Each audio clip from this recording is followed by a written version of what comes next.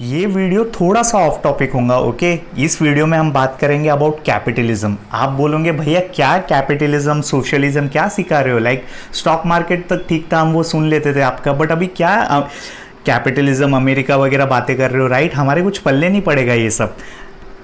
CS professional में एक subject आया है ESG, जो कि आई थिंक न्यू सिलेबस में आया है। मेरा ऐसा पूछना है कि वो सब्जेक्ट ऐसा ICSI ने क्यों डाला है, ESG क्यों, कौन ये ICSI डिसाइड करता है कि ओके अभी सारे CS स्टूडेंट्स को हम ESG के बारे में पढ़ाएंगे? ओके, क्या ICSI के भी ऊपर एक सुप्रीम अथॉरिटी है जो बोलता है कि ओके अभी अब से हर बच्चा CA CS CWA का बच्चा ESG के बारे में पढ़ेगा, अब से हर लिस्टेड कंपनी अपनी एनुअल रिपोर्ट में ESG का एक सेक्शन डालेगी। ये डिसाइड कौन करता है? ओके, ये सब हम इसका हम लॉजिक जानेंगे, और इसका लॉजिक जानने के लिए आपको वर्ड कैपिटलिज्म वर्ड के बारे में जानना पड़ेगा, ये ओरिजिन कहाँ से हुआ। ओके, तो ये थोड़ा सा ऑफ टॉपिक है बट कनेक्टेड है। ओके, तो एक बार मेरे को सुन लो, फिर आप कमेंट सेक्शन में भर के कमेंट्स करना जो भी आपका रिएक्शन वगैरह होगा। ओके, तो देखो, अगर मेरे को योगा के बारे में जानना है तो सबसे बेस्ट प्लेस कौन सी होगी? क्या दिमाग में आता है आपका कि भाई योगा सीखना है, मेरे को एकदम योगा में एक्सपर्टीज लानी है? ओके,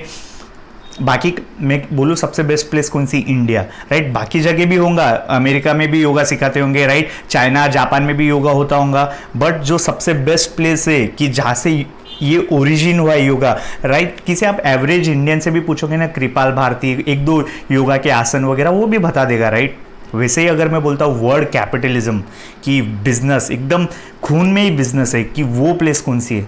वो प्लेस बोलूँ कौन सी है पूरे वर्ल्ड में? America, right? वहाँ पे इमोशंस ही नहीं, right?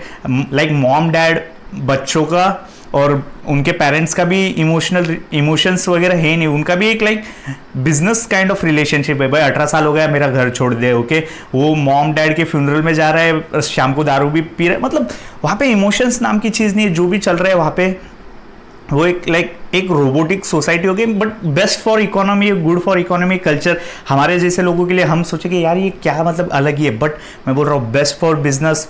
28 trillion dollar, India 5 trillion dollar की GDP पे बैठा है, वो 28 ट्रिलियन डॉलर की GDP पे बैठा है। उसके लिए आपको बिजनेस माइंडेड होना पड़ता है। Okay, right? हम बात करते हैं उसके अभी प्रेसिडेंट चल रहा है, मेरे दिमाग में अभी सबसे बड़ा आदमी कौन आता है USA का? Donald Trump. ये आदमी को अभी एक महीने पहले गोली लगती है। ओके, उसके सर से यहाँ से उसके राइट ईयर पे गोली लगती है, राइट? वो स्पीच दे रहा था और वो हारने वाला था। जो बाइडन और ये हमारा फॉर्मर प्रेसिडेंट डोनाल्ड ट्रंप, ये दोनों लड़ रहे थे। ये स्पीच देता है, जो बाइडन ही जीतने वाला था, पीछे था डोनाल्ड ट्रंप, बहुत पीछे था, राइट? ये स्पीच देता है, कोई भी बहुत कम लोग आते, इवन सिक्योरिटी भी रहती नहीं, इतने कम लोग आते कि कोई टेरेस पे चढ़ के उसको गोली मार देता है। सोचो कितनी कम सिक्योरिटी, मतलब ये ऐसा इसका हाइप ही नहीं था, ओवरऑल कुछ हाइप नहीं था, फिर भी ये खड़ा था। ओके, मैं रन करता हूँ, ट्राई करते हैं, गोली चलती है, उसके कान को छू के निकलती है, वो बाल बच जाता है, उसकी किस्मत पर रहता है, वो बच जाता है। 30 सेकेंड ही रहते उसके पास कि पूरा गेम चेंज करने का, कि पूरा इलेक्शन का मैं टेल विंड चेंज कर दूंगा, हवा बदल दूंगा। बोलता है सारे सीक्रेट सर्विस वाले, उसकी सिक्योरिटी वाले आ जाते हैं, उसको कवर करते हैं। वो बोलता है let me take my shoes, पहले शूज़ पहनता है, let me take my shoes. Okay, जूता पहनता है, अपनी फिस्ट को हवा में ऊपर करता है, फाइट चिल्लाता है। बस वो 30 सेकेंड जो बाइडेन को हटना पड़ता है। हमारी कमला काकी जो कि इंडियन ओरिजिन है, वो इंडिया में पैदा नहीं हुई, उसके ग्रैंड पेरेंट्स हो गए, वो आ जाती है। सोचो जो बाइडेन को हटना पड़ता है, वो 30 सेकंड के मोमेंट। इमेजिन करो आपको गोली लगी है, और नेक्स्ट डे क्या करते होंगे? वो दूसरे दिन क्या करते होंगी? जो ट्रम्प की कंपनी वो टी-शर्ट्स बेच रही है, वो गोली लगी उसका वो फोटो जो है, वो फिस्ट एयर। सोचो इतना, अभी सोचो ये बिजनेस माइंडेड है। मतलब पहली बात तो एक तो पहले उसका करेज, मतलब सैल्यूट है भाई उसके करेज को। उसको गोली लगी, पीछे 2-3 लोग मर गए आई थिंक, राइट? 2-3 लोग शायद से उनकी डेथ हो जाती है, ऑन द स्पॉट डेथ हो जाती है, और ये भी मरने वाला रहता है। बट अगर मैं होता या कोई भी और होता, वो जैसे सीक्रेट सर्विस वाले आते ऊपर, वो बोलता पहले सब क्लियर करो, मैं नहीं जाने वाला यहाँ से, मैं छुप गया हूँ, राइट? एकदम पोडियम के पीछे छुप गया, अभी मैं नहीं हटने वाला, मेरे आजू बाजू एक वॉल बन गई है, लोगों की ह्यूमन शील्ड बन गई, मैं नहीं उठने वाला हूँ, मैं नहीं जाने वाला, पहले सब क्लियर करो, आधा 1 घंटा सब लोगों को हटाओ, फिर ही मैं उठूंगा। वो बोलता है फक इट, खड़ा होता है, उसको पता है कान से खून निकल रहा है, एंड से फाइट कुछ तो बोलता है, make America great again, okay, वो बोलता है और निकल जाता है, और वहाँ से पूरा चेंज कर देता है। वो ये सिर्फ ये सिर्फ बिजनेस माइंडेड लोग ही कर सकते हैं, राइट। उसको फ़र्क नहीं पड़ता उसका कैरेक्टर वगैरह कि उसने कैसे पैसे बनाए, राइट। ऐसे लोग ही लाइक प्रेसिडेंट के लिए रन करते हैं। इमेजिन करो उसको वो मतलब वहाँ पे रेसिज्म वगैरह बहुत चलता है, तो वो एक शो में जाता है, जैसे यहाँ पे कपिल शर्मा वगैरह, तो वहाँ पे एक सैटरडे नाइट करके शो है, तो वहाँ पे एक आदमी कमेंट करता है, ओके ट्रम्प इज़ रेसिस्ट, मतलब उसको रेसिस्ट बोलता है, ओके। तो बोलता है अबे किसने बोला, तो उसका एक फ्रेंड रहता है, तो बोलता है अबे तू क्यों बोल रहा है, राइट। तो उसका फ्रेंड बोलता है मेरे को किसी ने बोला कि यहाँ पे $100 मिल रहे हैं कि डोनाल्ड ट्रंप को अगर आप बोलोगे डोनाल्ड ट्रंप इज रेसिस्ट तो $100 मिल रहे हैं। तो ट्रंप बोलता है as a businessman I respect that, मेरे को कोई प्रॉब्लम नहीं है, कैरी ऑन भाई, तेरे को $100 मिल रहे हैं तो भले मेरे को रेसिस्ट बोल, गाली दे, अब्यूज कर, कुछ भी कर, मेरे को फर्क नहीं पड़ता, तेरे को 100। उनका माइंडसेट ऐसा चलता है कि कैश मिल रहा है बस, फिर कुछ भी करो, फिर तुम आप गाली, इमोशनल नहीं है वो बंदे, राइट, ओके। इमेजिन करो उसको गोली लगती है, अगर किसी को गोली लगती है, राइट, तो वो क्या बोलता, जैसे मैं प्रेसिडेंट बनूंगा ना, मैं अमेरिका में गन कल्चर हटा दूंगा कि ये बंदूक वगैरह इतनी इजीली गन मिल जाती है, वहाँ पे गन ऐसा ओवर द काउंटर मिलती है। यहाँ पे मोबाइल कैसे खरीदते हो, वहाँ पे गन्स खरीद सकते हो। 18 साल के बच्चों के हाथ में गन्स रहती है। आप व्लॉग वगैरह देखोगे ना, वो बाहर के व्लॉग्स चैनल देखोगे ना, तो वहाँ पे सीधा गन्स दिखती है आपको बच्चों, सारे रैपर्स वगैरह गन फ्लेक्स करते रहते हैं वहाँ पे, ओके। तो कोई क्या बोलेगा कि भाई मेरे को गोली लगते लगते बचिए, जैसे मैं प्रेसिडेंट बनूंगा मैं गन कल्चर खत्म कर दूंगा। वो बोलता है इट्स ओके, गोली में मरा तो नहीं ना, वो बंद ही नहीं करेगा गन कल्चर, क्योंकि उसको पता है भाई उससे ही पैसा आते हैं, लोग मरे भाड़ में जाए कुछ भी हो। गन कल्चर के वजह से अमेरिका इतना $28 ट्रिलियन की इकोनॉमी पे खड़ा है। वेट 28 ट्रिलियन की इकोनॉमी, $28 ट्रिलियन की जीडीपी उसकी है because of gun culture, right. जो भी बड़ी बड़ी डिफेंस कंपनी है, लॉकहीड मार्टिन हो गई, बोइंग हो गई, RTX हो गई, हनीवेल हो गई, ये इतने बड़े बड़े डिफेंस कंपनी, जैसे ट्रम्प बोलेगा अरे यार मेरे को गोली लगी मैं मर जाता कल, चलो गन कल्चर बंद करते, वो खुद ही नहीं करेगा पहली बात तो, और बाकी के लोग, बाकी के जो बड़े बड़े पावरफुल लोग हैं वो उसे करने भी नहीं देंगे। तो इमेजिन करो वहाँ पे इतने इजीली गन्स मिलते हैं, वीड मिलती है, you know, because of money mindset, okay. जैसे इसको गोली लगती है, इसके जैसे डोनाल्ड ट्रंप को गोली लगती है, इसके चांसेस ऑफ विनिंग बहुत बढ़ जाते हैं, तो जो बाइडेन को हटना पड़ता है। फिर किसी राइट थोड़ा सा ब्लैक पर्सन को लेके, मतलब थोड़ा सा ब्लैक पर्सन, मैं ब्लैक वाइट इसलिए बोल रहा हूँ, अमेरिका में ब्लैक वाइट बहुत चलता है, यहाँ पे इंडिया में नहीं चलता। तो कमला हैरिस है उसको लेके आते, जो कि आई थिंक वाइस प्रेसिडेंट वगैरह थी, तो उसको आगे लेके आते जो बाइडेन को हटाते। अभी हम इंडियंस खुश मत हो जाना कि भाई अरे देखो उसके दादा दादी इंडिया से थे, वो भाई वो ऑकलैंड कैलिफोर्निया में पैदा हुई है, वहाँ की वो, उसका माइंडसेट वहाँ का है, वो कुछ भी इंडिया का फ़ायदा नहीं करेगी। ऐसा नहीं कि वो इंडिया का तभी फ़ायदा, इंडिया का $1 का फ़ायदा तभी करेगी जब उसको $2 का फ़ायदा अमेरिका का होते हुए दिख रहा हो। ऐसा कुछ भी मत सोचना कि जस्ट बिकॉज हमारे ओरिजिन का, इंडियन ओरिजिन का कोई पर्सन USA का प्रेसिडेंट बन गया तो इंडिया को बहुत कुछ भी नहीं। वो भाई वो अपने मॉम डैड से रिश्ता नहीं रखेगी, कहाँ इंडिया के लोगों से रिश्ता रखेगी। ये ऐसे लोग हैं, राइट, ओके। $28 ट्रिलियन की जीडीपी, और हम 5 ट्रिलियन के लिए स्ट्रगल कर रहे हैं। हमारे प्राइम मिनिस्टर बोलते हैं कि मैं 5 ट्रिलियन कर दूंगा, 5 ट्रिलियन, 28 ट्रिलियन में एक कंपनी है ब्लैक रॉक कंपनी का एक CEO फाउंडर है लैरी फिंग। उसका एसेट अंडर, ये ब्लैक रॉक है, ये इन्वेस्टमेंट फर्म है, ये पैसा डालती है प्रॉफिट कमाती है, इन्वेस्टमेंट फर्म है, हर जगह गोल्ड बिटकॉइन वगैरह, stocks, equity, debt, mutual fund, जो भी सोच सकते हो हर जगह $10 ट्रिलियन का एसेट अंडर मैनेजमेंट। हमारी जीडीपी $5 ट्रिलियन भी नहीं है। ये बोल रहा है इसके एक कंपनी के पास, एक इन्वेस्टमेंट फर्म के पास $10 ट्रिलियन है।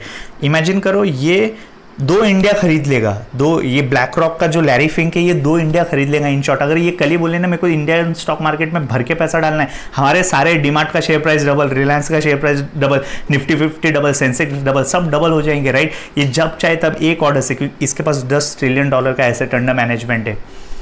ये आदमी बोलता है, लैरी फिंक बोलता है ESG, एनवायरमेंट सोशल गवर्नेंस, जो कंपनी ESG करेगी उसमें मैं पैसा डालूंगा। वो मेरा एक क्राइटेरिया हो गया, वो मेरा एक क्राइटेरिया हो गया कि मैं कंपनी को सॉर्ट आउट फिल्टर करूंगा जो कंपनी ESG करती होंगी।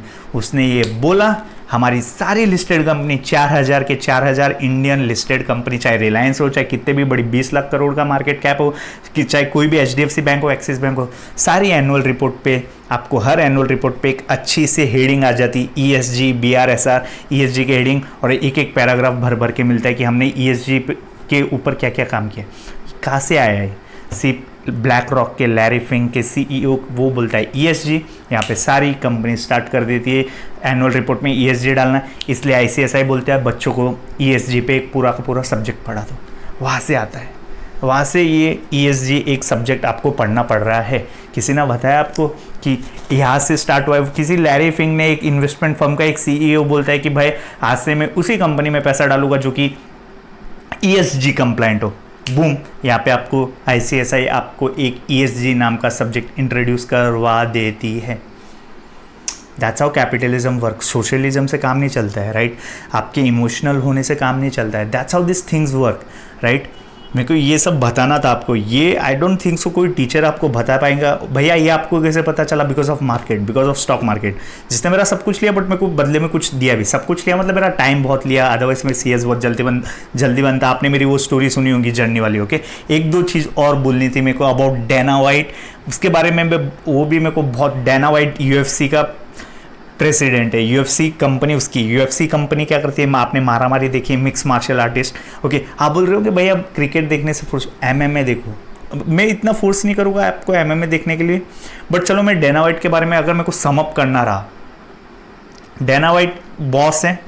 जो रोगन सुना है? जो रोगन एक यूएफसी कमेंटेटर है, पॉडकास्ट लेता है। सदगुरु, आरडीजे, जितने बड़े बड़े भी लोग, एलन मस्क हो गए, मार्क जकरबर्ग, सारे उसके पॉडकास्ट में। हमारे सदगुरु भी गए होंगे, यहाँ के जो जो भी फेमस स्टार्स होंगे वो उसके पॉडकास्ट में दिखेंगे। आपने पॉडकास्ट वर्ड ही जो रोगन ने लाया है, ओके? बहुत फेमस है जो रोगन। इसका एम्प्लॉयर कौन होगा? डैना वाइट, जो कि यूएफसी का प्रेसिडेंट है। ये कमेंट्री करता है। सोचो, जो रोगन बोलता है कि मैं पॉडकास्ट स्टार्ट करता हूँ मेरा, वो मेरा बॉस है कोई, मैं एक एम्प्लॉई हूँ, वो बोलता है मैं मेरा पॉडकास्ट स्टार्ट करता हूँ, मैं लोगों को बुलाऊंगा मेरे इसमें और हम बातें करेंगे। पहले तो उसके इसमें कोई आता नहीं था। वो ex military person, x militants को लेके आता था जिन्होंने वॉर देखे होंगे, और जिनका वो बोल रहे किसी ने वॉर देखा है तो उसका माइंडसेट में देखता हूँ कि कैसा हो जाता है कि वो एक नॉर्मल सोसाइटी में रह सकते हैं। पहले वो ऐसे पॉडकास्ट करता था 3-3, 5-5 घंटे के, फिर बाद में वो फिल्म। बट मेरा ये बोलना है कि आप किसी के नीचे काम कर रहे हो और आप बोलते हो कि मैं मेरा पॉडकास्ट स्टार्ट करता हूँ। सोचो डैना वाइट का माइंडसेट कैसा होगा। वो चाहता तो उसको मना कर सकता था कि नहीं, क्यों तू मेरे नीचे काम कर रहा है, तू खुद का क्यों पॉडकास्ट खोल रहा है, कि तू कुछ बोल देगा उल्टा सीधा। वो बोलता है बिंदास जा, बिंदास पॉडकास्ट खोल, बिंदास खोल। इमेजिन करो ये आप कोई हमारी लिस्टेड कंपनी में करके कोई सीएस बोल रहा है कि सर मैं पॉडकास्ट ले सकता हूँ, एक कंप्लायंस ऑफिसर को बोला के, वो बोलेगा क्या, मत भाई मत कर। इन शॉर्ट 95% पीपल लोग नहीं बोलेंगे क्योंकि उनका माइंडसेट नहीं है, वो कैपिटलिज्म जानते नहीं है, वो इंटरनेट जानते नहीं है। मेरा ये बोलना है। तो सोचो डैना वाइट, जो रोगन, जो कि राइट उसने ऐसा पॉडकास्ट स्टार्ट किया जस्ट बिकॉज उसको सपोर्ट था उसके एम्प्लॉयर से, जो कि कैपिटलिज्म जानता है, राइट? आपको बोला जाएगा कि employee is the king, but actual में ऐसा है ही नहीं। एम्प्लॉय कभी किंग था ही नहीं। वो तो सिर्फ बोल रहे हैं वो कि एम्प्लॉय किंग है, कस्टमर किंग है। किंग सिर्फ एक ही, इन्वेस्टर जो बोल दिया वही फाइनल है। ना बोर्ड ऑफ डायरेक्टर, ना एमडी, ना सीएफओ, ना सीईओ, ना शेयर होल्डर, जो माइनॉरिटी शेयर होल्डर, वो तो फ़र्क ही नहीं पड़ता उनको कुछ। वो सिर्फ नाम की शेयर होल्डर डेमोक्रेसी है, ऐसा कुछ भी नहीं। जो बड़े इन्वेस्टर्स ने बोल दिया वो फाइनल है, वो रेजोल्यूशन पास होगा। इन शॉर्ट वो रेजोल्यूशन पास होगा, वही कंपनी में होगा। तो employee is not a king. Customer king था ही नहीं। कस्टमर तो पागल है।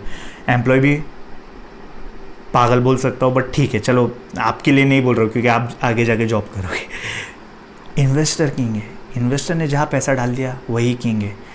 तो इन शॉर्ट मेरे को ये बोलना है, आप जहाँ पे भी इंटर्नशिप करोगे, जहाँ पे भी जॉब करोगे, तो एक एसोसिएट, अगर आप मैनेजर सीएस एसोसिएट बन जाओगे, सीएस मैनेजर बन जाओगे, या इंटर्नशिप करोगे, तो इंटर्नशिप 21 महीने की इंटर्नशिप करोगे, तो इंटर्न की सैलरी पे एमडी लेवल का स्ट्रेस मत लेना, ओके? इंटर्न की सैलरी पे स्ट्रेस एमडी लेवल का मत लेना, ओके? बाय। और भी बहुत कुछ बोलना है। होप आपको समझाऊंगा ईएसजी वर्ड कैसा है। होप आप सीएस प्रोफेशनल में होंगे तो समझेगा कि ओके, कोई लैरी फिंक नाम का बंदा बैठा है, वो बोलता है कि अब से मैं मेरे ये $10 ट्रिलियन उस कंपनी में डालूंगा जो ESG कंप्लाइंट होगा। तब से हमारी सारी लिस्टेड कंपनी उसके एनुअल रिपोर्ट में बड़ा चढ़ा के बोल रही है कि ESG। तो फिर हमारा ICSI बोलता है ओके, अब से जो भी CS प्रोफेशनल के स्टूडेंट है उसके अंदर में एक स्पेसिफिक सब्जेक्ट लॉन्च करता हूँ ESG। बाय।